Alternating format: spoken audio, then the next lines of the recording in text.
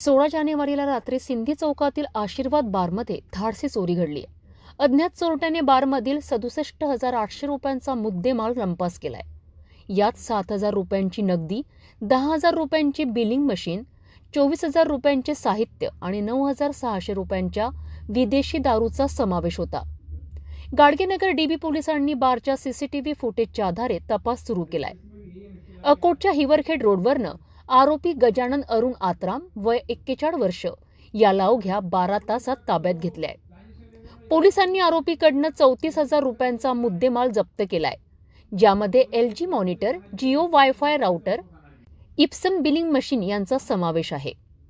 ही कारवाई पोलीस आयुक्त नवीनचंद्र रेड्डी यांच्या आदेशानुसार व उपायुक्त सागर पाटील यांच्या मार्गदर्शनाखाली पोलीस निरीक्षक ब्रह्मागिरी यांच्या नेतृत्वात सहाय्यक पोलीस निरीक्षक मनोज कुमार मानकर व त्यांच्या पथकाने केली आहे.